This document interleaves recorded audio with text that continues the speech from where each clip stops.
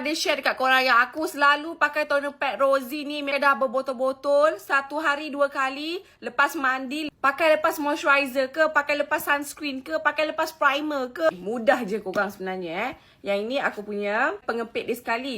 Tapi kita tak nak pakai pengepit dia. So pakai toner pad ni lepas cuci muka korang. Sama je macam toner pad yang dalam botol yang liquid tu kan. Beza dia yang ini adalah toner pad.